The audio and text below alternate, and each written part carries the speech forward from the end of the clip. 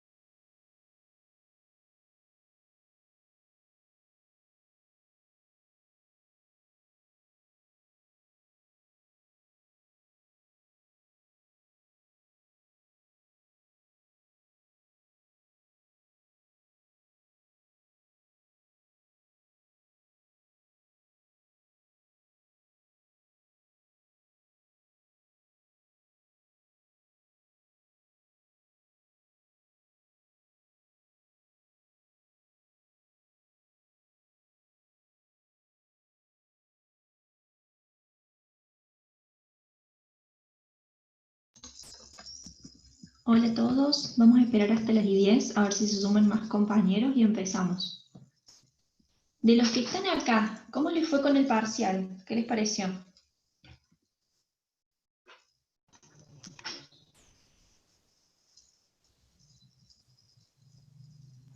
Hola, profe. Hola, ¿cómo estás, Camila? Bien. A mí me pareció bien el parcial, la verdad es que el contenido que usted nos dio lo que estaba, lo único que bueno fue el inconveniente que tuvo que se me cerró antes, entonces no pude revisar de nuevo y poner bien correctas las preguntas, pero dentro de todo estuvo bien con el contenido que nos dio. Bien. ¿El tiempo que les estoy dando para hacer el examen les alcanza bien o van muy rápido con cada pregunta? Y particularmente para mí, a mí me gustaría un poquito más de tiempo porque el volver a releer la pregunta y pensarla capaz que un poco más, Bien. me alcanzaría para ver si en realidad la estoy contestando bien o no. Pero aún así pude realizar el examen dentro del tiempo que usted dio, pero estaría bueno, por lo menos para mí, ¿no? Un Ujú. poquito más de tiempo para poder volver a releer la pregunta y ver si estamos contestando bien o no. Está perfecto. A Seguramente mí, en el profe, próximo... sinceramente también comparto con lo mismo que mi compañera. Me pareció muy poco y bueno, y sinceramente las últimas preguntas le tuve que hacer tatetí, le mandé cualquiera porque se me acabó el Ujú. tiempo, es más, no llegué ni a cerrar el parcial, ni siquiera. Bien. Bueno. Sí, posiblemente el último parcial ya le pongamos un poco más de tiempo, ¿sí? Pasa que Profe, yo le quería hacer, la mitad de ustedes, ahí te dejo hablar, Pablo, la mitad de ustedes lo hace súper rápido. Hay compañeros suyos que se demoran 11 minutos en hacer el examen, la gran mayoría, y son pocos los que les cuesta llegar con el tiempo, pero sí me parece importante que el tiempo lo tengan todos, así que el próximo examen seguramente sea de 30 minutos, que son 5 minutos más que los que tenían en este. Ahora sí, Pablo, decime. en particular yo, profe, yo ya estoy libre en la materia en sí porque ya desaprobé los dos parciales. Sí, Directamente tengo que ir al final, ¿no es cierto? sí, pero si vos querés, el examen, el tercer parcial, te conviene rendirlo, para que vos veas más o menos cómo son las preguntas y que los mismos temas también los tengas estudiados, porque lo que es el final es integrador, entonces te conviene tener más los parciales hechos. Sí, sí, sí, profe, obvio, mía, esa era mi pregunta, si me podía presentar, si podría presentar, obvio que lo iba a hacer, pero es decir, esa nota, digamos, no es válida porque ya estoy libre en la materia. Sí, no, no es válida porque ya tenés los dos primeros desaprobados y solo hay un recuperatorio. Pero yo creo que te va a servir a hacerlo porque el examen final, si vamos a seguir teniendo esta modalidad, va a ser muy similar a los parciales, entonces te va a servir tenerlo hecho. Dele, profe, genial. Igual que a las clases, las puedo presenciar si quiero. Sí, por supuesto, Pablo, sin ningún problema. Ah, bueno, muchas gracias, profe, muy amable. No, de nada.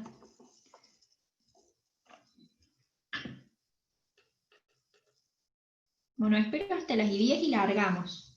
No sé si se irán a sumar más compañeros, pero somos poquitos todavía, así que vamos a esperar. ¿Me escuchan bien ustedes?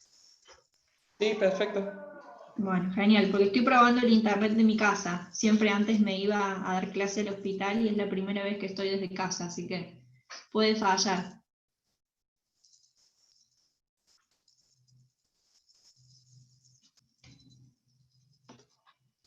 Profe, ya que esperamos a nuestros compañeros, quería hacerle una consulta.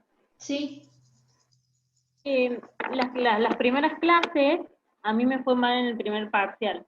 Las sí. primeras clases, en realidad, en una de las clases donde usted dio los tiempos de la nutrición, si bien en el PDF que usted subió, no sale cada una, sino más bien sale las imágenes. Entonces, cuando yo Ujú. me voy a escuchar la clase, eh, cuando yo me fijo, ¿no? La comparación de lo que, cómo usted quería que nosotros lo pusiéramos en el parcial, a cómo se dio en la clase, está totalmente diferente.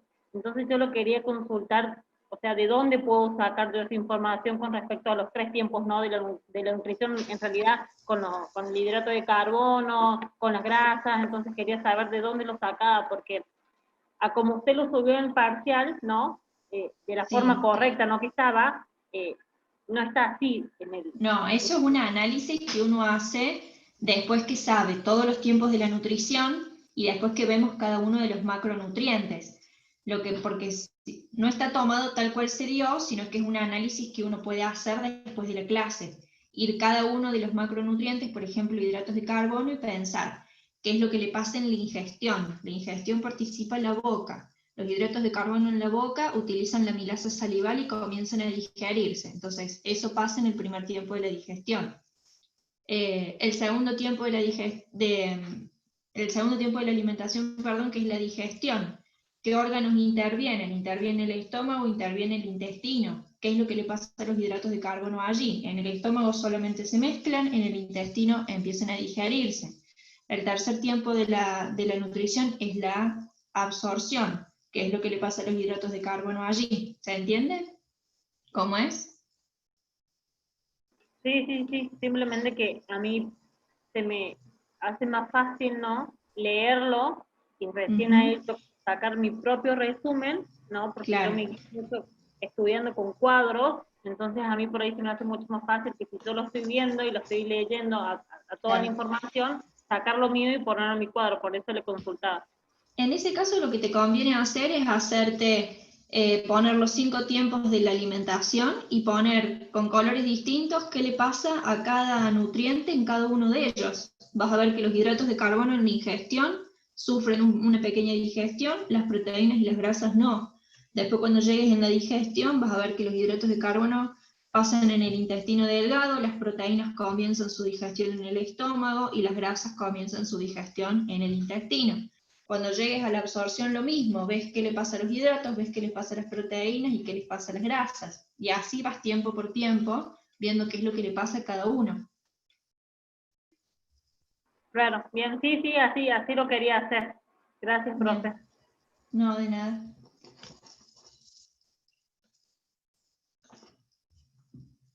Bueno, si les parece, vamos largando y se irán sumando más compañeros. Ahora yo creo que empieza la parte más interesante, que es lo que más les va a gustar a todos ustedes, porque empezamos a ver un poco lo que es la nutrición en el paciente enfermo, que es por ahí un poco la práctica de cada uno de ustedes. Hasta ahora hemos visto un poco generalidades de nutrición y alimentación, vimos todo lo que es la nutrición en el individuo sano, y ahora vamos a pasar a lo que es la nutrición en el paciente enfermo. Son 3 clases. La primera es esta, que vamos a ver un poco cómo se diagnostica al paciente enfermo, cómo se le calculan los requerimientos y cuáles son las distintas vías de la nutrición que tenemos. La clase que viene va a ser de nutrición enteral y la otra va a ser de nutrición parenteral. ¿Sí? Ustedes frénenme ante cualquier cosa que quieran comentar, ya saben.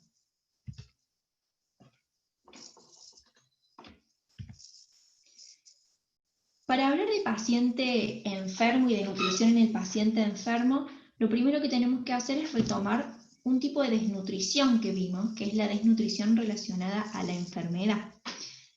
Habíamos visto que este tipo de desnutrición se puede presentar tanto en pacientes ambulatorios, es decir, el paciente que nos visita por consultorio, como en paciente hospitalizado, ya sea hospitalizado en una sala de internación de baja complejidad, como es el piso, en una sala de internación de mediana complejidad, como puede ser una UCE, o una sala de internación de alta complejidad, como puede ser una terapia. Este tipo de desnutrición puede estar relacionado a 3 tipos de causas. Puede estar bien dada por una disminución de la ingesta, ¿sí?, menor a los requerimientos que tenga ese paciente en ese momento. Puede estar dada por una alteración de la digesto-absorción. Por ejemplo, un paciente que está cursando con una gastroenteritis aguda, con 7 deposiciones por día asociados a vómitos, vamos a tener una alteración en la digesto-absorción. O puede estar en relación a un aumento de los requerimientos nutricionales. Por ejemplo, un paciente que acaba de sufrir un traumatismo craneoencefálico y que tenga un aumento de los requerimientos, o un paciente sometido a una cirugía una cirugía mayor, como por ejemplo una gastrectomía total. Es un paciente que va a estar cursando una injuria con un aumento de esos requerimientos nutricionales.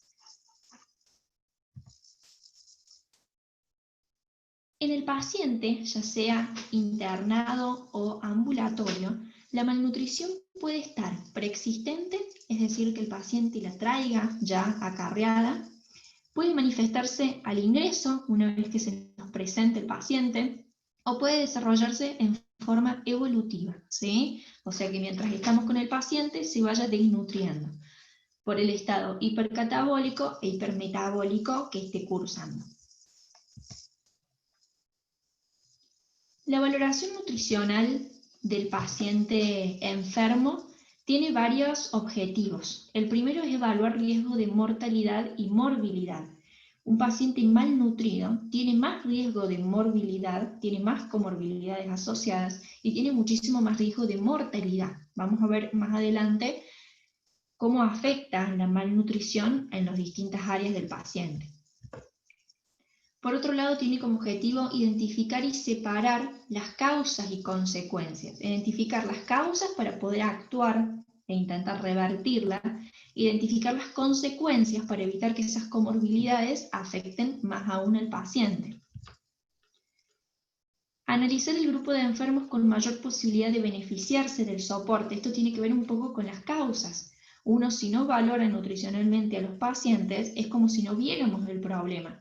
Entonces necesitamos ver el problema para saber cómo actuar y ver qué tipo de soporte nutricional vamos a instaurar. Cuando uno quiere valorar nutricionalmente, en primer lugar uno necesita hacer un colador. ¿Qué quiere decir esto? Que uno no puede acceder a la totalidad de los pacientes en una institución al mismo tiempo porque requiere muchísimo tiempo y requiere muchísimo personal si uno va a asistir a todos al mismo tiempo. Entonces, el primer paso siempre es identificar a los pacientes que presentan uno o más factores de riesgo de desnutrición, es decir, hacer un colador, que por el colador caigan todos los pacientes que no tienen factores de riesgo y que se queden solamente los que sí los tienen. ¿Para qué? Para que en esos pacientes que sí tienen factores de riesgo, uno pueda hacer una evaluación nutricional completa. ¿Para qué queremos hacer esto? Para en esos pacientes que sí tienen factores de riesgo, podamos indicar algún tipo de tratamiento correctivo de este problema nutricional o directamente iniciar algún tipo de soporte, ¿sí? ¿Para qué? Para revertir y prevenir todas las comorbilidades que puede traer asociada la malnutrición en el paciente enfermo. ¿Vamos bien hasta acá?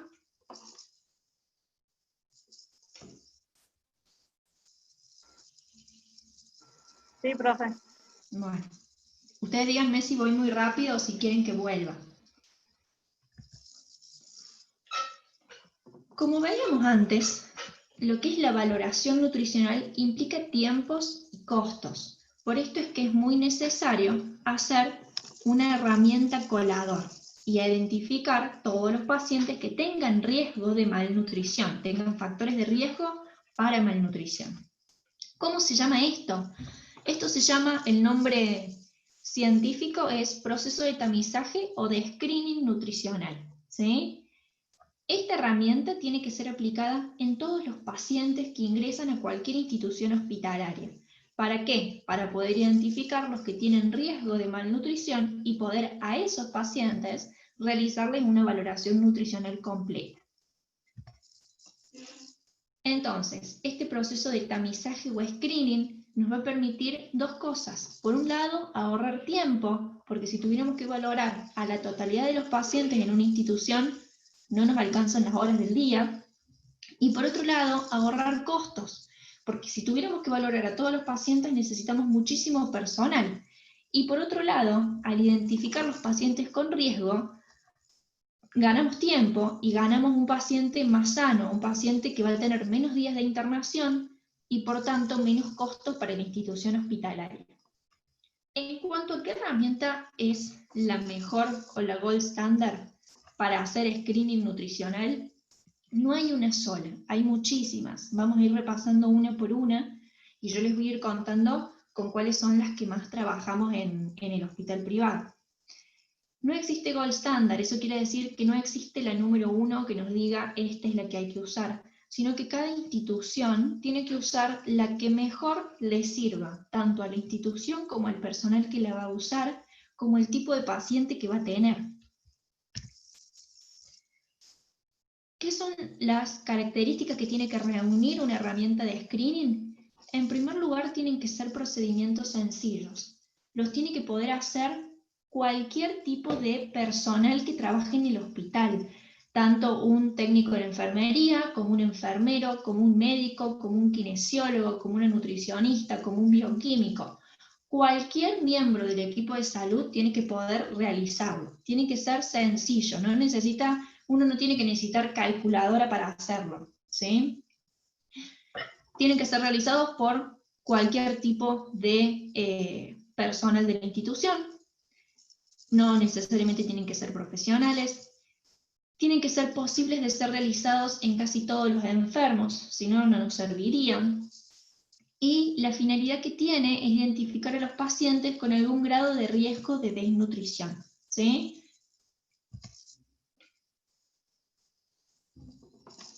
Continuando con las características que tiene que tener, entonces, tiene que ser fácil de realizar frente a un paciente. Es algo que uno tiene que realizar al pie de cama.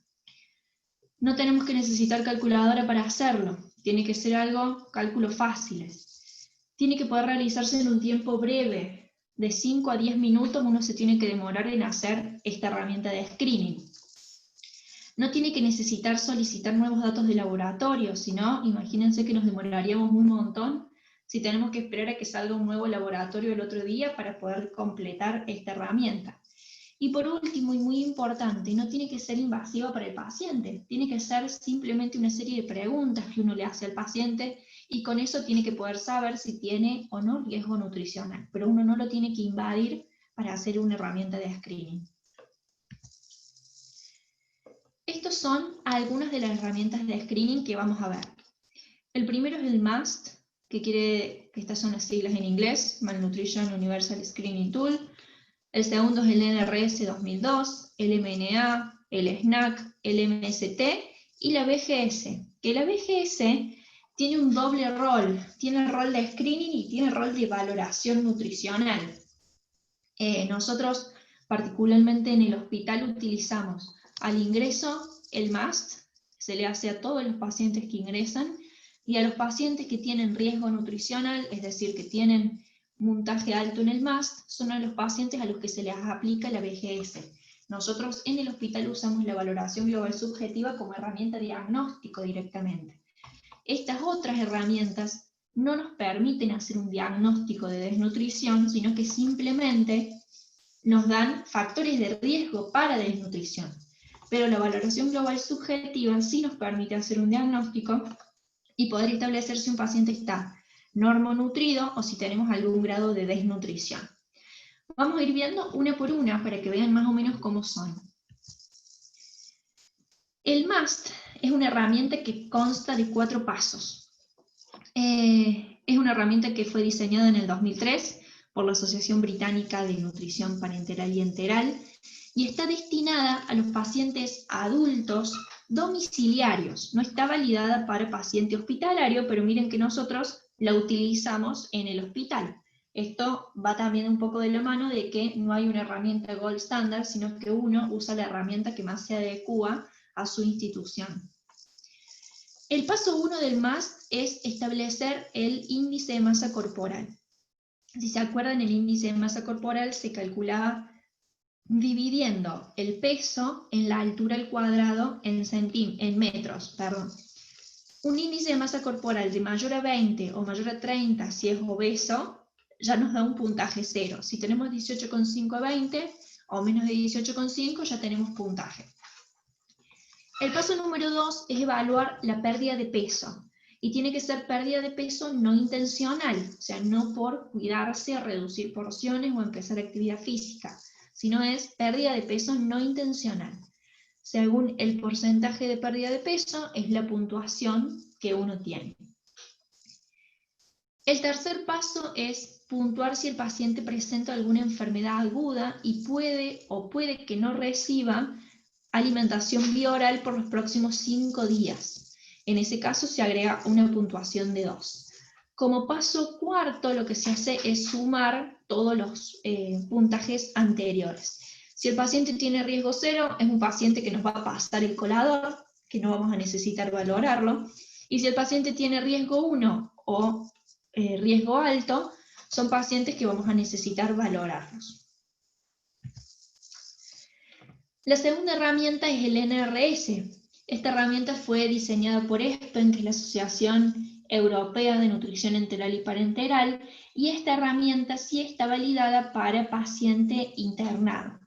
Los parámetros que evalúa son 4, índice de masa corporal menor a 20,5, si el paciente ha perdido peso en los últimos 3 meses, en este caso no establece que sea pérdida de peso no intencional, si el paciente ha reducido su ingesta en la última semana, y si es un paciente grave, entendido como un paciente cursando una enfermedad que aumente el metabolismo.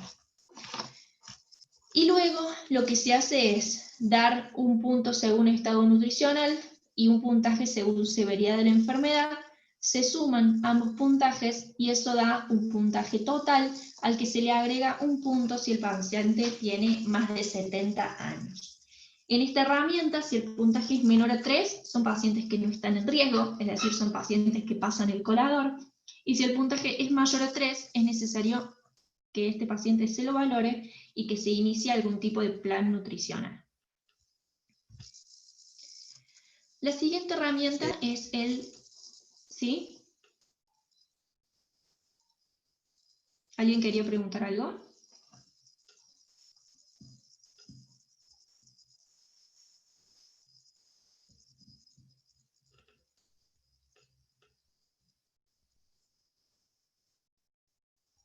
Bueno, continuamos. La siguiente herramienta es el MNA. Fue diseñado en 1990 en un geriátrico, es una herramienta que está validada para el adulto mayor. Es una herramienta que evalúa los siguientes parámetros. En primer lugar, la ingesta. En segundo lugar, la pérdida de peso.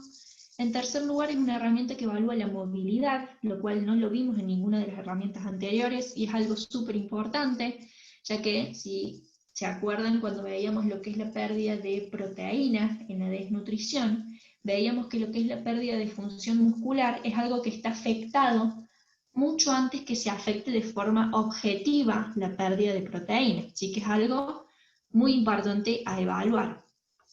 En cuarto lugar, evalúa la enfermedad o situación de estrés al que esté sometido el paciente.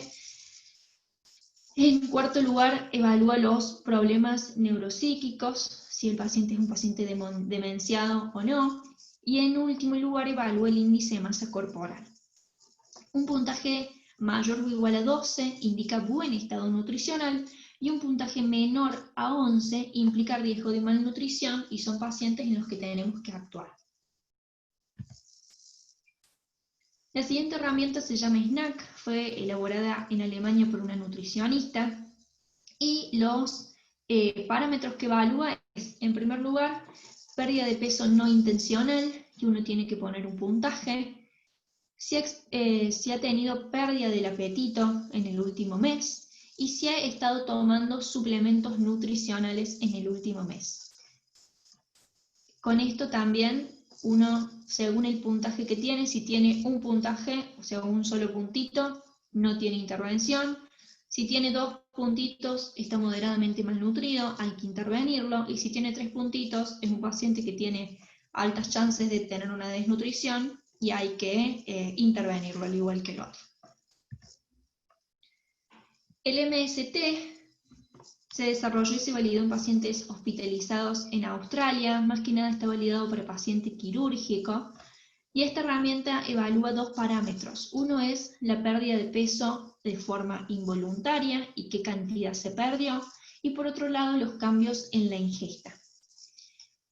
Cualquiera de estas dos te va a dar un puntaje que hay que sumarlo. Si tiene 0 a 1 puntos, no tiene riesgo nutricional. Mayor a 2 ya es un paciente con riesgo nutricional y que debe ser intervenido.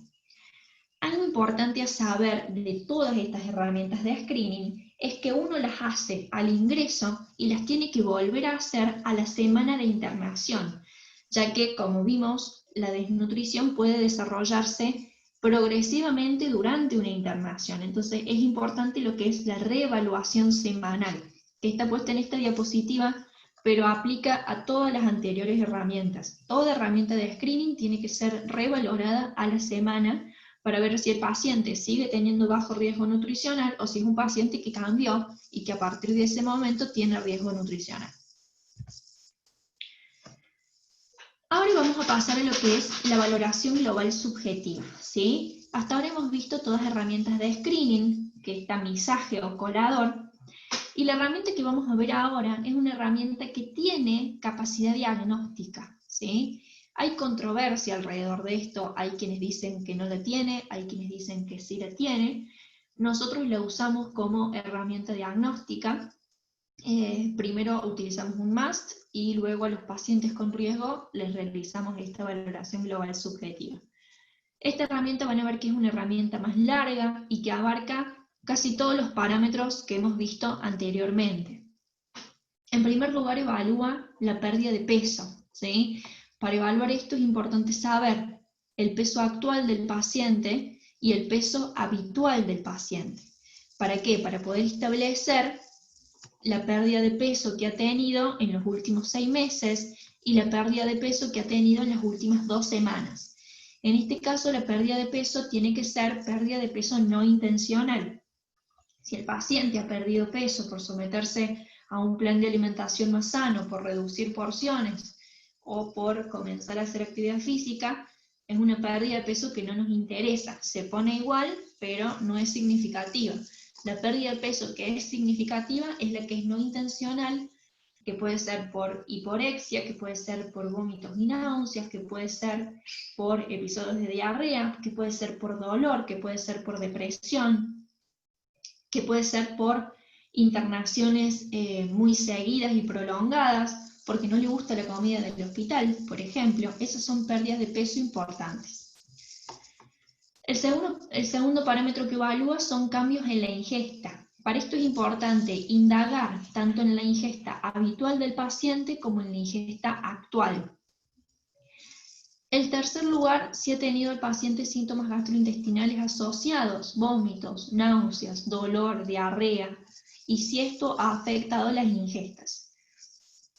En cuarto lugar, evalúa la capacidad funcional, que es súper importante, esta funcionalidad muscular que se ve afectada muchísimo antes de que disminuya la proteína corporal.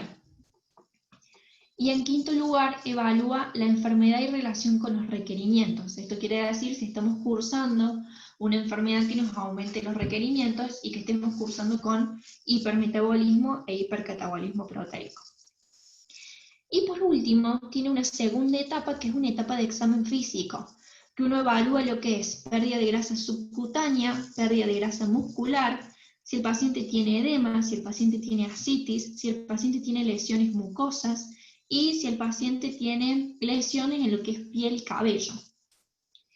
Y por último, se permite establecer un diagnóstico. Si tenemos un paciente tipo A, que es un paciente bien nutrido, si tenemos un paciente tipo B, que es un paciente que tiene o bien sospecha o bien una desnutrición moderada, y por último un paciente tipo C, que es un paciente que tiene una desnutrición severa. En breve vamos a ver bien cómo son los distintos tipos de diagnósticos en base a qué se hacen. Ahora vamos a ir desglosando etapa por etapa.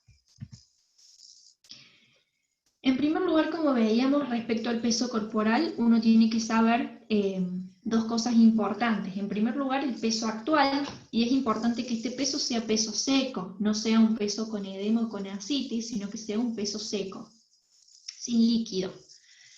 En segundo lugar, el peso habitual. Es el peso que el paciente tenía en tiempos de estabilidad, antes de que tuviera la enfermedad actual, y es un peso con el que se encuentra cómodo y libre de síntomas. Y por último, una vez que sabemos estos dos, podemos establecer si ha tenido pérdida de peso no intencional en los últimos 6 meses, ¿sí? Hay que registrar cuántos kilos perdió el paciente y cuál es el porcentaje de esa pérdida en relación al peso habitual, para saber cuánto es el porcentaje de pérdida de peso. ¿Cómo se hace ese cálculo? Los kilos perdidos, por ejemplo, un paciente que pesa 96 kilos, que perdió 6 kilos. Entonces, estoy agarrando la calculadora, así hacemos el cálculo juntos.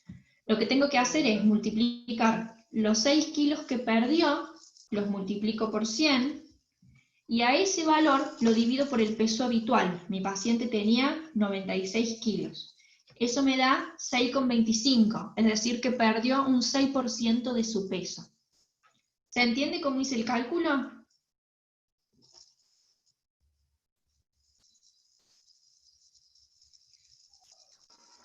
Más o menos, profe, una consulta. Más o menos. Sí, Bueno, vamos a hacer otro. tengo una Miren, consulta. anótenlo, lo van a hacer ustedes. ¿Cómo? ¿Que por qué lo multiplicó por 100? Eso no me quedó claro. Ahora O lo sea, hacemos siempre- todos juntos. Miren, vayan anotando. Un paciente que pesa 85 kilos y que perdió 10 kilos. ¿Cuánto está pesando actualmente? 75. Exacto. Entonces, ahora se hace regla de 3. Primero tenemos que saber cuántos kilos perdió, que son 10. Entonces vamos a hacer regla de 3. Se hace, si 85 kilos es el peso habitual, es el 100% de ese peso, vamos a ver cuánto perdió, que son 10. Entonces, si 85 es el 100%, 10 es X. ¿Cuánto les da?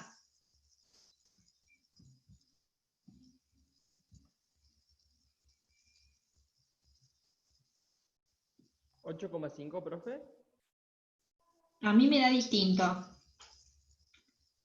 Él perdió 10 kilos. Si 85 es el 100%, 10 kilos, ¿cuánto es? Es 10 por 100 dividido 85, la regla de 3. 11,76. Sí, 11,76. Es decir, que perdió un porcentaje de 11%. ¿Sí? Vamos a hacer otro. Anoten otro caso. Es un paciente que pesa 52 kilos y actualmente está pesando 44. ¿Cuántos kilos perdió? 8 kilos. 8 kilos. ¿Y qué porcentaje es 8 en 52? Que es el 100%.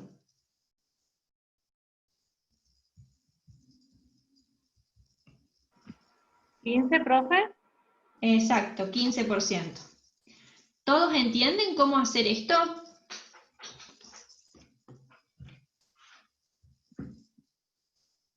Yo le digo, profe, cómo lo interpreté yo para ver si está bien. Dele. Tenemos que el peso que tiene el paciente, ¿no? Si tenía 85, como usted explicó recién, si tiene 75, entonces tenemos que hacer esos 10 kilos que él perdió, ¿no? Sí, Por 100, sí. ¿no? Que sería dividido al peso actual, que en este caso sería los 85, ¿no? Al peso habitual. Claro, así sería, ¿no? Exactamente, al peso bien. habitual, exactamente. Uno tiene que saber los kilos que perdió, y esos kilos que perdió se multiplican por 100 y se dividen por el peso que tenía antes. Es decir, por el peso habitual.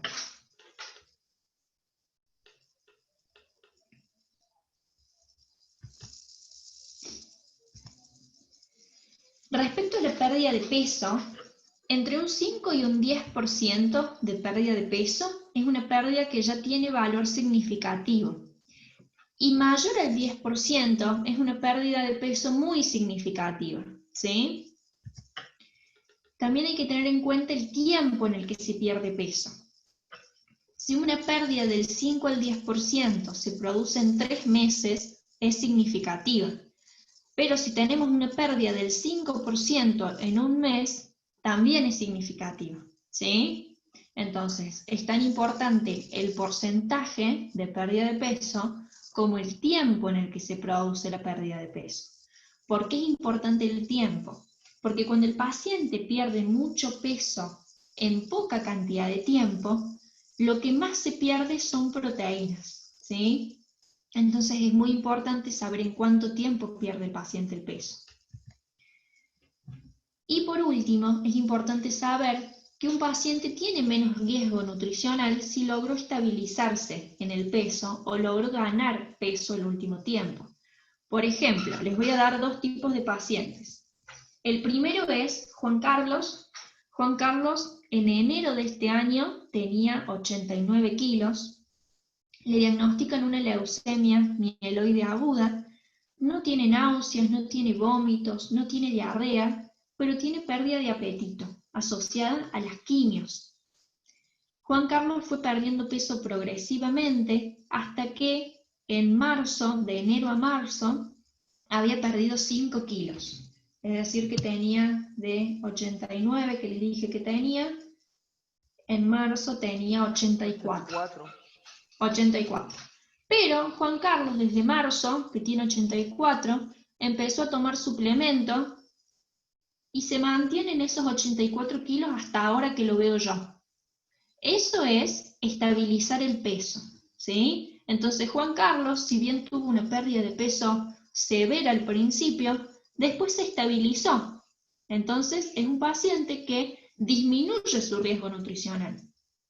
Distinto es el caso de Roberto, que empieza a principio de año con 89 kilos, que al igual que Juan Carlos perdió 5 kilos hasta marzo, estaba en 84, y que continúa haciéndose quimios y al día de hoy lleva perdidos otros 5 kilos más y está pesando 79.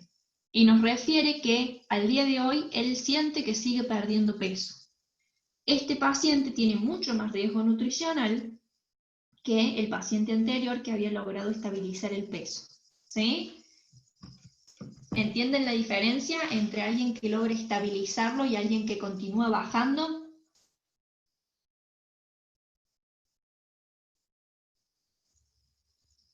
Sí, profe. Bueno.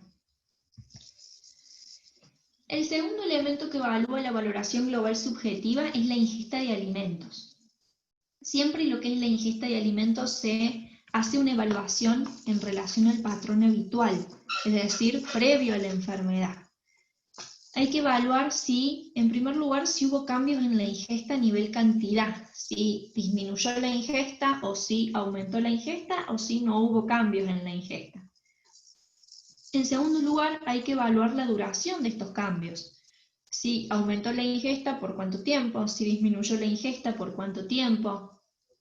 Ver en cuánto tiempo viene acarreando cambios en la ingesta. Y por último, indagar respecto a qué tipos de cambios ha tenido. Si es un paciente que solamente está tolerando líquidos, si es un paciente que está tolerando semisólidos porque está con disfagia, si es un paciente que no tuvo cambios, que tolera lo mismo, sólidos, líquidos, sin problema. Entonces, hay que evaluar cantidad, tiempo y calidad de los cambios en la ingesta. En tercer lugar, se evalúan los síntomas gastrointestinales. Lo que se hacen son registrar los síntomas que pueden causar o que han causado una disminución de la ingesta y que se presentan de forma casi cotidiana durante por lo menos 2 semanas. Estos síntomas también se pregunta si han ocasionado cambios en la ingesta. Y las causas que se buscan son hiporexia, disglusia, disfagia, náuseas, vómitos, diarreas, dolor o distensión abdominal. Todos estos síntomas son posiblemente de ocasionar cambios en la ingesta. Otro de los ítems que evalúa es la capacidad funcional. No solo es importante preguntar sobre capacidad funcional, sino preguntar también tipo, duración, es decir, cuánto tiempo, y eventual progresión de estas disfunciones. Uno lo que siempre pregunta al paciente es si el último tiempo antes de internarse, las últimas semanas, si venía haciendo su vida normal, ¿sí? Se le pregunta si se hacía solo en el domicilio, si lo seguía haciendo, se le pregunta si trabaja, si continuaba trabajando. Se le pregunta qué actividades hacía en la casa o fuera de la casa y si las continuaba haciendo. Se les pregunta si no sintió cansancio asociado a esas actividades en el último tiempo. Todo eso sirve para evaluar la capacidad funcional, tanto tipo como duración y como progresión estas últimas semanas. Por último, esta primera etapa de la vejez evalúa enfermedad, es decir, si el paciente está cursando alguna injuria que le ocasione aumento de los requerimientos e hipercatabolismo proteico. Esta enfermedad o este hipermetabolismo puede ser moderado o leve en caso de injurias o infecciones menores o patologías crónicas como cáncer o insuficiencia de ciertos órganos, o puede ser muy severa cuando, por ejemplo, estamos hablando de una cirugía complicada o una cirugía mayor, de un politrauma o de una infección sistémica, es decir, que afecte más de un órgano. Siguientes pasos de la valoración global subjetiva es el examen físico. Para el examen físico vamos a ir viendo parte por parte. La primera es evaluar el tejido celular subcutáneo, es decir, la masa grasa del individuo. La grasa es la reserva calórica. ¿A dónde se ve si hubo pérdida o no hubo pérdida de la grasa subcutánea? En la cintura escapular, que es la región deltoidea, en la cara, con la bola de Bichat, ¿sí? Las bolas de Bichat son los cachetes, y en la región del músculo macetero, en la región tricipital, y en la zona costal baja a nivel de la línea axilar media. Toda esta zona costal también se evidencia lo que es la pérdida de masa grasa. Lo que es la masa muscular, es decir, nuestra reserva de proteína corporal, se ve a nivel del músculo deltoides, a nivel del cuádriceps, en las manos, ¿sí? Todo lo que es los interóseos y las eminencias tenar e hipotenares, y en la cara con los músculos temporales. ¿Sí? Cuando disminuye la proteína corporal, se ven bien lo que son la pérdida de los músculos temporales en la cara. Se marca mucho el hueso temporal. Es importante que esta evaluación de masa muscular hay que agarrarla con pinzas en los pacientes con problemas neurológicos u osteoarticulares. ¿Por qué? Porque este tipo de pacientes son pacientes que ya vienen con una pérdida de masa muscular. Entonces, esta evaluación que nosotros hagamos no va a ser de la etapa aguda, sino que va a ser crónica. Entonces, hay que, en los pacientes con problemas neurológicos u osteoarticulares, esta valoración no es fidedigna. Lo que es edema o ascitis. Es importante evaluar que la edema y ascitis que presente el paciente no sea debida a enfermedades por retención hidrosalina, es decir, que no sea un paciente cursando insuficiencia cardíaca, renal o hepática, sino lo que estamos buscando es que esta edema o ascitis sea por un déficit proteico o de hipoalbuminemia, ¿sí? Nosotros veíamos lo que era la edema cuando veíamos los tipos de desnutrición, lo veíamos en el kwashiorkor. ¿Se acuerdan que teníamos deficiencia proteica, hipoalbuminemia y por ende pérdida de la presión oncótica y se escapa el líquido al nivel extracelular y por eso es que se forma el edema? Esto se llama signo de Godet positivo. Quiere decir que si yo mantengo apretado mi dedo en la pierna durante unos segundos y lo retiro, queda la marca hasta que se vuelve a acomodar. Eso se llama Godet positivo. La ascitis es el acúmulo de líquido en la cavidad peritoneal, ¿sí? Y se ve de esta manera. ¿Cómo podemos saber si estamos frente a un abdomen lleno de aire o lleno de líquido? Lo que se hace es percutirlo, ¿sí? Ustedes prueben en sus propios abdómenes, percutir a esta altura de la cavidad torácica, que uno percute los pulmones, va a sonar como un tamborcito, ¿sí? Porque hay aire. Si uno percute en una panza con ascitis, va a percutir mate, es decir, no va a tener eco. Eso es una panza con agua. Si esta panza fuera de aire, uno percutiría y notaría el mismo ruido que uno percute en el tórax, ¿sí? Esa es una forma de saber si la panza tiene ascitis o si la panza está llena de aire. ¿Vamos bien hasta acá?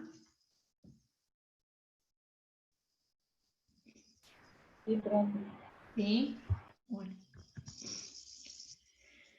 Ahora vamos a ver cuáles son los tipos de valoración global subjetiva que podemos tener. El primero es un paciente normonutrido, es decir, un paciente BGSA. ¿Qué características tiene este paciente? Es un paciente que cuando le evaluamos la pérdida de peso, tiene pérdida de peso menor al 5%, y que no tiene ningún otro signo o síntoma, es decir, no tiene síntomas gastrointestinales, no tiene pérdida de la función muscular, no tiene signos de pérdida de masa magra, masa grasa, no tiene edema, no tiene ascitis. Un paciente tipo B, que es un paciente en riesgo o moderadamente malnutrido, es un paciente que ha tenido una pérdida de peso entre el 5 y el 10%, sin estabilización y sin ganancia de peso reciente. Es un paciente que también tiene disminución de la ingesta alimenticia, ya sea por hiporexia o por síntomas gastrointestinales asociados, y es un paciente que tiene pérdidas leves del tejido celular subcutáneo. Y por último, tenemos un paciente tipo C, o severamente malnutrido, que es aquel paciente que tiene una pérdida de peso mayor al 10%. Todo paciente con pérdida de peso mayor al 10% es un paciente tipo C. Es un paciente que tiene disminución severa de la grasa subcutánea y o de la masa muscular. Es un paciente que puede o no puede estar acompañado de edema. Es un paciente que tiene pérdida de la función muscular asociado a esa pérdida de peso. Y es un paciente que viene con disminución sostenida de la ingesta alimenticia, ¿sí? Cuando yo les digo que un paciente que tiene el 10% de pérdida de peso sí o sí es tipo C, solamente si este paciente no se ha estabilizado. Si tenemos un 10% de pérdida de peso, pero en los últimos meses el paciente ganó peso o se estabilizó, es un paciente tipo B, ¿sí?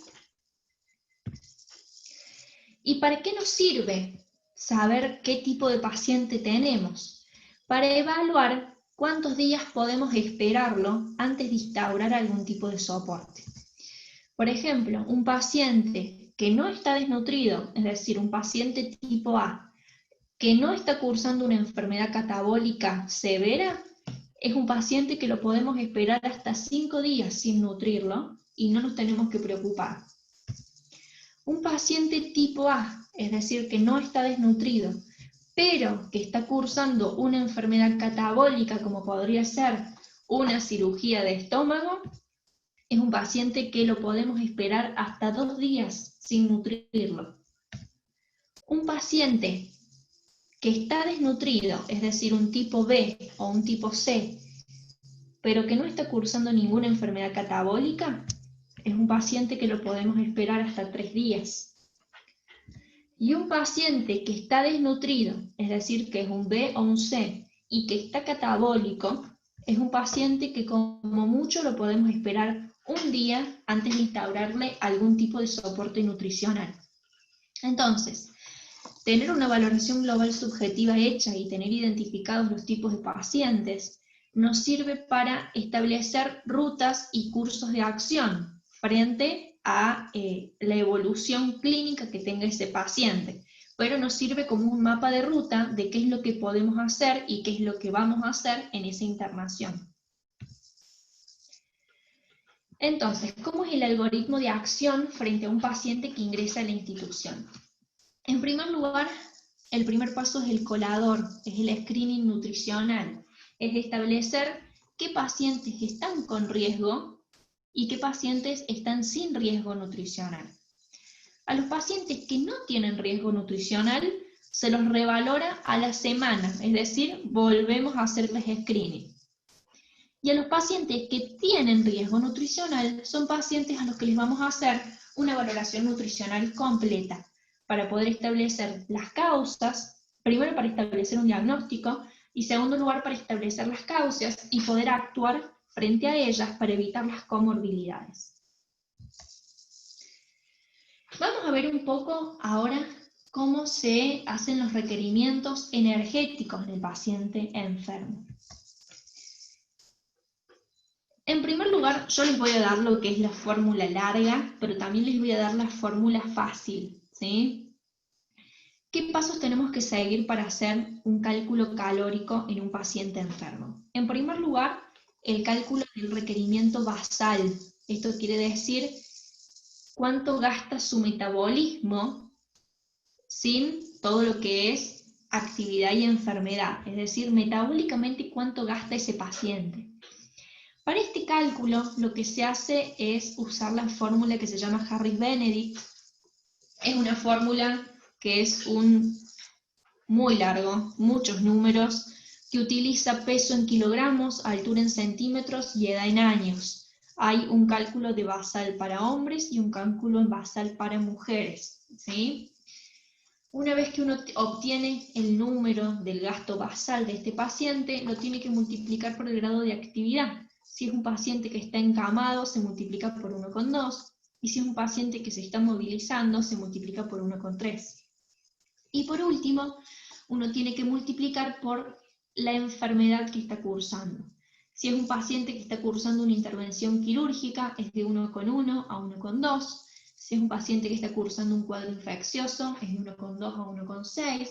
Y si es un paciente cursando una sepsis, una pancreatitis aguda grave, o un paciente crítico, es por 1,4 a 1,8. Esta es la fórmula larga de requerimiento calórico. Hay una fórmula corta, que es realizar cálculo directo. El cálculo directo consiste en multiplicar una cierta cantidad de calorías por el kilogramo de peso que tiene el paciente. ¿Qué es lo que tiene esto en contra? Que va a variar según cada paciente. Por ejemplo, un paciente crítico en terapia intensiva, ventilado, uno calcula más o menos 20 a 25 calorías por kilo, y cuando el paciente comienza a mejorar y comienza el destete del respirador, uno aumenta este requerimiento a 30 calorías por kilo. Un paciente normalmente internado en piso, en sala de poca complejidad, uno más o menos calcula de 30 a 33 calorías por kilo. Si es un paciente que estamos buscando repleción nutricional, uno va a calcular de 35 a 40 calorías por kilo, y si es un paciente que está cursando una enfermedad muy aguda, como un paciente quemado, o un trauma craneoencefálico, uno va a calcular un poquito más de calorías, pudiendo llegar, por ejemplo, en un paciente quemado, uno puede llegar a calcular 45 calorías por kilo. Esta es la fórmula más fácil, cálculo directo, y esta es la fórmula un poco más larga, utilizando Harris-Benedict, multiplicando por grado de actividad de este paciente y por gasto por enfermedad. Esto es para el requerimiento calórico. En lo que es requerimiento proteico, varía según cada paciente. Un paciente puede, ¿se acuerdan que lo normal era de 0,81? Un paciente enfermo puede requerir desde 1 hasta 2 gramos por kilogramo de proteína. Una forma objetiva de saber cuánta proteína requiere mi paciente es hacer lo que se llama cálculo de excreción de nitrógeno, ¿sí? Y balance nitrogenado. Pero primero lo que uno hace es calcular la excreción. ¿En qué consiste el balance nitrogenado? Quiere decir en restar lo que ingresa de nitrógeno menos lo que egresa. Si ustedes recuerdan, cuando veíamos macronutrientes, las proteínas son las únicas que, además de tener carbono, hidrógeno y oxígeno, tienen nitrógeno, ¿sí? Por eso es que este balance de nitrógeno y excreción de nitrógeno está en relación con las proteínas. Es lo mismo que decir balance de proteínas y excreción de proteínas, ¿sí? ¿Cómo se hace para saber el ingreso de nitrógeno? Se hace calculando la cantidad total de proteínas que consume o que le damos a nuestro paciente y se divide por 6,25. Eso nos va a dar la cantidad de nitrógeno que ingresa al organismo. Y el egreso de nitrógeno, es decir, la excreción de nitrógeno, está dado por la suma de nitrógeno que excretamos por orina, de nitrógeno que excretamos por las heces, de pérdidas insensibles de nitrógeno, es decir, pérdidas por sudor, descamación o secreciones, y por pérdidas eventuales, por ejemplo, un paciente fistulizado o un abdomen abierto. Son pacientes que van a perder un extra de proteínas que tenemos que sumar. ¿Qué quiere decir este balance de nitrógeno? Si nuestro ingreso de nitrógeno es mayor que los que estamos excretando, vamos a tener un balance positivo. Eso quiere decir que podemos llegar a formar masa magra en este paciente. Si tenemos un balance neutro, es decir, que lo que ingresa es igual a lo que excretamos, quiere decir que no vamos a perder ni ganar masa magra, que la vamos a preservar. Y si tenemos un balance negativo, esto quiere decir que estamos perdiendo más de lo que ingerimos, quiere decir que estamos perdiendo masa magra, que tenemos que aumentar la ingesta de proteínas. Entonces, veíamos que los ingresos de nitrógeno es la cantidad de proteínas total que ingiere el paciente dividido en 6,25. Y los egresos de nitrógeno son la cantidad de nitrógeno que excretamos por urea, que se calcula de esta forma. Uno pide una orina de 24 horas, en donde te van a dar la cantidad de urea excretada en esas 24 horas, y esa cantidad de urea urinaria se calcula que aproximadamente la mitad es nitrógeno. Entonces, el numerito por el que se la multiplica es este. La cantidad de urea multiplicada por 0,467 nos va a dar la cantidad de nitrógeno excretado por orina. A eso le tenemos que sumar las pérdidas por heces, que aproximadamente se calculan que son 2 gramos por día, y las pérdidas insensibles, es decir, las pérdidas por sudor o descamación, que aproximadamente también se calculan 2 gramos. Si tuviéramos un paciente con un abdomen abierto o una fístula, deberíamos también calcular pérdidas anormales. Pero si no, hasta acá llegamos. Entonces se hace la urea urinaria por 0,467 y se le suman 4 gramos, 2 de pérdidas fecales y 2 de pérdidas insensibles. Este número nos va a dar la cantidad de nitrógeno excretada, que nos puede dar cuenta del catabolismo que está teniendo nuestro paciente. Si nuestra pérdida de nitrógeno es de 5 a 10 gramos, es un paciente que tiene catabolismo leve. Si la pérdida de nitrógeno es de 10 a 15 gramos, es un paciente que tiene catabolismo moderado. Y si la pérdida de nitrógeno es de más de 15 gramos, es un paciente que tiene catabolismo severo. Este cálculo de balance de nitrógeno nos permite hacer una evaluación de qué tan efectivo está siendo nuestro soporte nutricional. ¿Por qué? Porque si estamos en un balance negativo, es decir, que estamos perdiendo proteína corporal, más de lo que está ingiriendo, quiere decir que tenemos que aumentar la cantidad de proteína que le estamos dando al paciente, o que quizá no está pasando todo lo que nosotros queremos que le pase. Y si tenemos un balance demasiado positivo, es decir, que estamos dándole muchísimo más de lo que está perdiendo, puede ser que le estemos dando de más y que tengamos que bajar el aporte. Entonces el cálculo del balance nitrogenado es una forma de medir objetivamente qué tan acordes a los gastos que tiene el paciente está la terapia nutricional. ¿Tienen dudas hasta acá? ¿Quieren que repitamos esto del balance nitrogenado?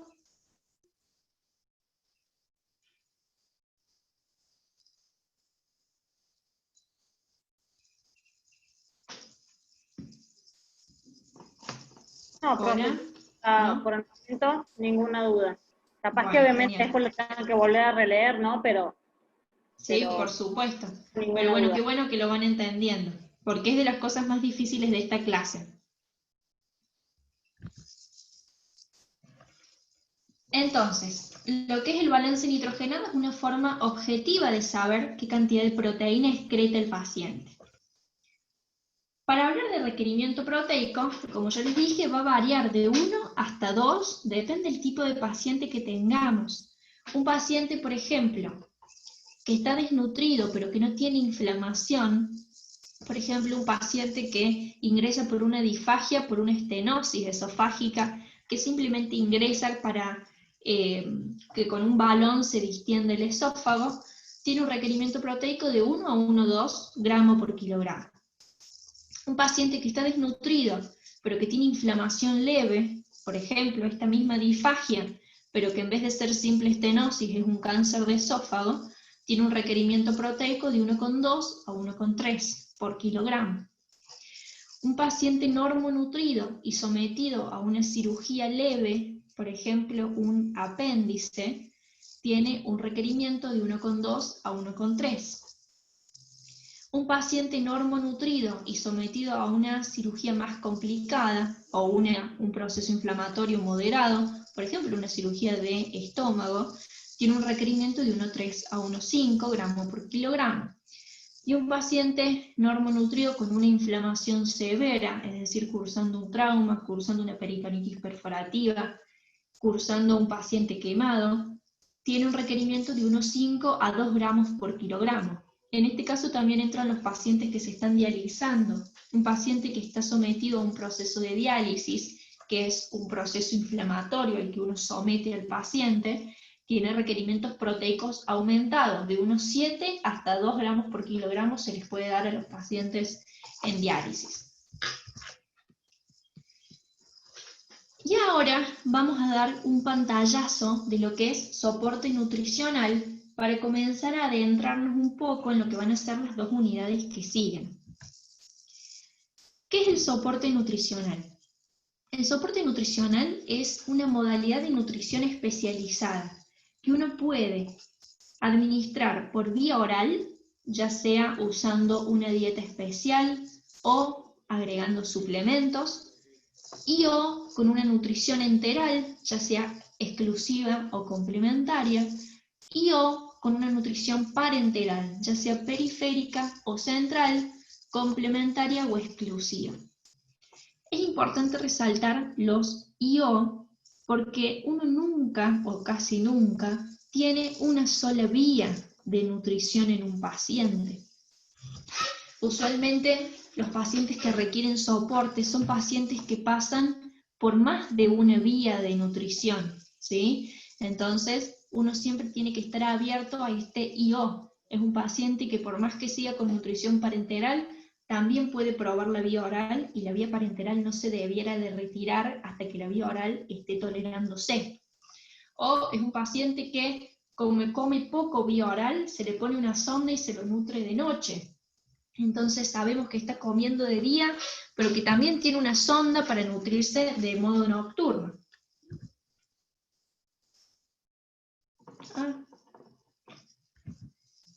Ahí está. ¿Cuáles son las distintas vías de la nutrición entonces que podemos usar? Tenemos la vía oral, que es cuando el paciente está comiendo por boca. En este caso tenemos que controlarle la ingesta. Para que la vía oral sea suficiente, tenemos que tener una ingesta mayor al 60% del requerimiento, ¿sí? Si la ingesta no es mayor al 60% del requerimiento, tenemos que pensar en agregar un suplemento nutricional vía oral. Cuando, aún agregando un suplemento nutricional vía oral, la vía oral no llegamos a cubrir el 60% del requerimiento, tenemos que pensar en pasar a una nutrición enteral, ¿sí? En la nutrición enteral la usamos cuando tenemos imposibilidad de uso de la vía oral, es decir, un paciente que tenemos contraindicada la vía oral, o en un paciente que tenemos imposibilidad de cubrir los requerimientos vía oral, ¿sí? Es decir, que es un paciente que le controlamos la ingesta y que no llega al 60% aún agregando suplementos. Tenemos dos tipos de vías de la nutrición enteral. Vía sonda, ya sea sonda nasogástrica o una sonda nasoyeyunal, que es cuando uno estima que el soporte nutricional no se exceda de las 4 semanas, o vía ostomía, es decir, por una gastrostomía o una yeyunostomía, que es cuando uno estima que la nutrición enteral dure más de 4 semanas. Por último, otra de las vías de la nutrición es la nutrición parenteral. La nutrición parenteral se instaura cuando uno tiene, en primer lugar, imposibilidad de uso de tubo digestivo, es decir, que no podemos usar vía oral y no podemos usar vía enteral, o bien en un paciente en el que hemos intentado cubrir requerimientos vía oral o vía enteral y aún así no tenemos posibilidad de cubrir requerimientos. Hay dos tipos de nutriciones parenterales que uno puede indicar. Uno es una nutrición parenteral periférica, que vamos a ver en el módulo de nutrición parenteral cuáles son las limitaciones de una nutrición parenteral periférica. Y la segunda es una nutrición parenteral central, es decir, que vaya a una de las vías centrales.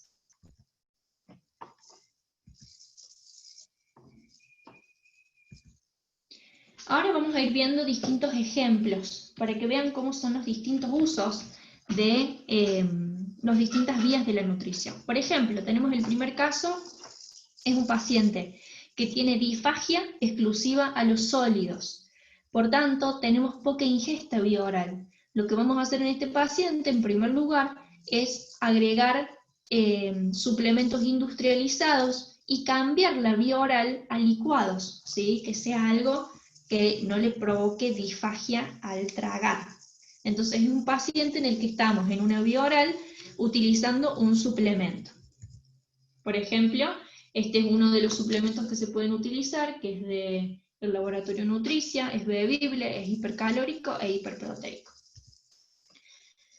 En segundo lugar, tenemos un paciente con disfagia severa, de evolución crónica, posiblemente debido a problemas neurológicos, por ejemplo un Parkinson, que como sabemos que va a seguir progresando y que esta disfagia va a ser cada vez peor en el tiempo, lo que vamos a hacer es instaurarle una nutrición enteral. Como sabemos que esto no va a tener retorno, sabemos que esta nutrición enteral va a durar más de 4 semanas, entonces lo que vamos a hacer es o bien empezar con una sonda y luego tramitar la gastrostomía, o bien realizar una gastrostomía desde el inicio. El tipo de fórmulas que se utilizan son este tipo de fórmulas que son listas para colgar, hay distintos tipos, las vamos a ver bien completas en lo que es el módulo de nutrición enteral, pero bueno, vienen listas para colgar y cada una con distintas características. En tercer lugar tenemos un paciente con gastroparesia, es decir, que no tiene motilidad en el estómago, y esto le provoca una severa alteración de la evacuación gástrica. Entonces, en vez de nutrir al estómago, vamos a buscar saltearnos el estómago y nutrir directamente el intestino. Por eso es que le vamos a colocar una sonda nasoyeyunal. En cuarto lugar, tenemos un ejemplo de un paciente que requiere curaciones bajo anestesia cada 48 horas, con lo que tiene ingestas orales insuficientes asociado al dolor que le ocasionan estas curaciones. Entonces, en este paciente lo que nos vamos a plantear es dejarle la vía oral como confort y vamos a colocar una sonda nasogástrica para realizarle nutrición enteral nocturna complementaria. Y por último, tenemos un paciente con una fístula intestinal en yeyuno alto, es decir, en intestino, y que probablemente requiera nutrición parenteral, ¿sí? Aunque en algunos casos con cirugía se puede hablar de ver si se puede pasar una sonda distal a la fístula, ¿sí? Una fístula es una conexión del órgano hacia el exterior, eso quiere decir que estamos perdiendo, tenemos una salida desde el yeyuno alto hacia el exterior en forma de fístula intestinal. Tenemos dos opciones, o colocamos una sonda pasando la fístula, es decir, que podamos nutrir, pero que no se nos salga del cuerpo, es decir, que pase la fístula, o directamente hacemos nutrición parenteral, dejamos en reposo el tracto digestivo y nutrimos por esa vía. En este caso se utilizarían las bolsas de nutrición parenteral, que tenemos dos tipos, tenemos las estándar, que son las que ya vienen preparadas, y tenemos las fórmulas magistrales, que son las que uno diseña y elabora y las hace pedir al laboratorio, que también se pueden utilizar, pero tienen otro costo. Casi siempre nos manejamos con fórmulas estándares, que uno las puede adecuar a los distintos tipos de pacientes, y en casos muy particulares elegimos fórmulas magistrales. Ahora, por último, les quiero dar un ejercicio que lo van a tener subido al aula también, que quiero que todos lo resuelvan y que de esto depende la asistencia a la clase. Es un paciente de 58 años que ingresa por una cirugía de gastrectomía parcial por un cáncer gástrico que le han diagnosticado hace un año. El peso habitual que tenía este paciente previo al diagnóstico era de 81 kilos, su talla es de 1,72 y actualmente prequirúrgico pesa 67 kilos. Este paciente les refiere un descenso de peso durante un año asociado a náuseas y vómitos que siempre tenía con la ingesta de alimentos, preferentemente intolerancia a carnes y algunos vegetales. En ningún momento ha probado suplemento nutricional en este tiempo. Cuando uno hace el examen físico no tiene edema ni ascitis, sí está bastante pálido, tiene marcada depresión de grasa a nivel de los deltoides e intercostales y depresión de masa magra también en este nivel, y nos refiere que ha dejado de realizar sus actividades diarias por sentirse más cansado.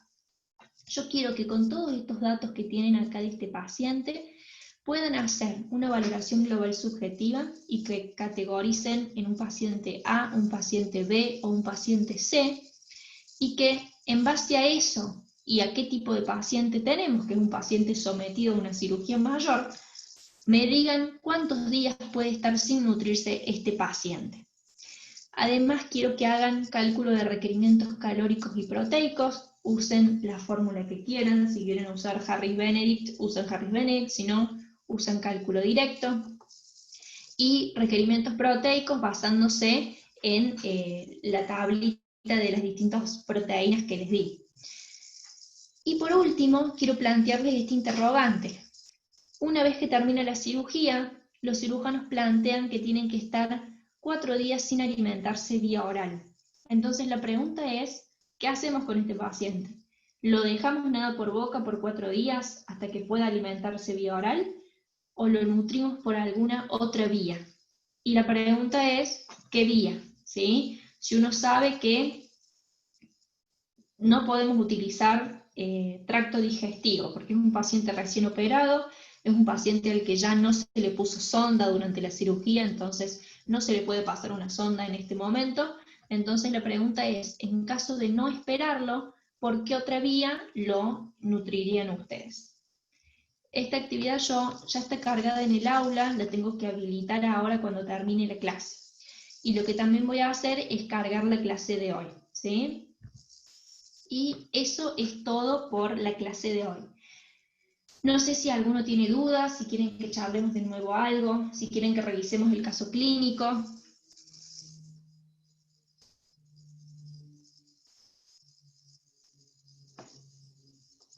Profe, ¿podríamos revisar el caso clínico?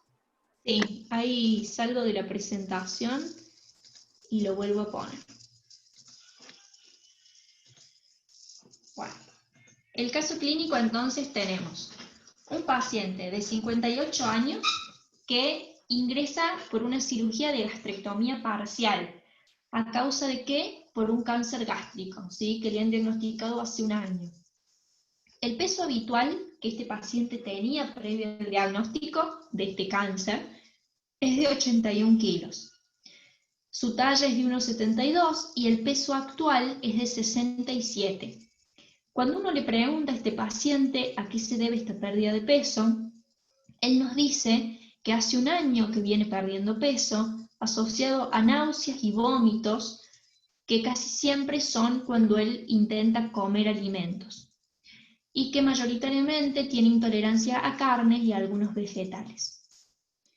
Uno le pregunta a este paciente si ha probado suplemento, el paciente refiere que no ha probado ningún tipo de suplemento en este tiempo, y cuando uno le hace el examen físico, este paciente no presenta ni edema ni ascitis, es un paciente que está pálido, que tiene marcada depresión de grasa y de masa magra, es decir, de proteína, a nivel de los deltoides y los intercostales, y es un paciente que nos refiere que ha dejado de hacer sus actividades diarias, porque está más cansado y porque ya no tiene tanta fuerza.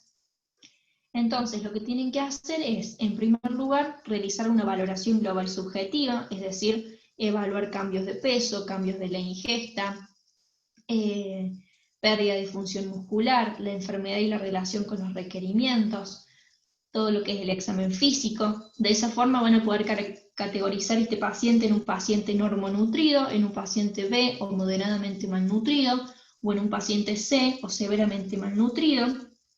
Y por último, quiero que decidan cuántos días puede estar sin nutrirse este paciente, teniendo en cuenta la valoración global subjetiva que les dé y teniendo en cuenta que este paciente es un paciente que ha sido sometido a una cirugía mayor, es decir, es un paciente que está inflamado.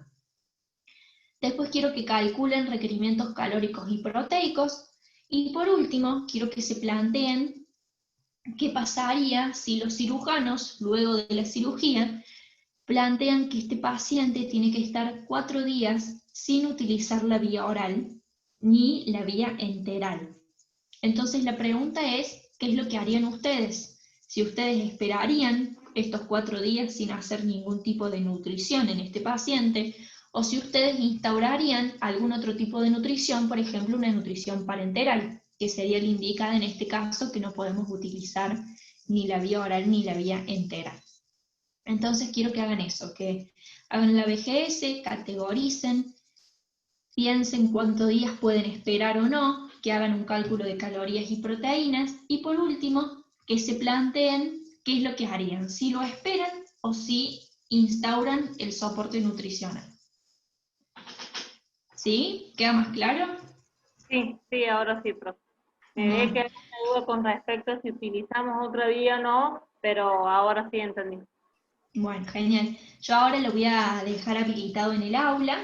Tienen tiempo para hacerlo de una semana hasta que tengamos la próxima clase. Y cualquier duda que tengan, saben que tienen el foro habilitado del aula y que ahí podemos ir charlando todo lo que quieran. Buenísimo, profe. Gracias. Bueno, muy bien, esto ha sido todo por la clase de hoy, así que yo ahora cargo la clase y dejo cargado el ejercicio, así el que tiene ganas lo puede responder ahora, y si no, cuando vayan teniendo tiempito en la semana lo van cargando. ¿Sí? Les Bueno, mando profe. saludos a todos. Muchas gracias por estar en la clase. No, por favor, gracias, profe.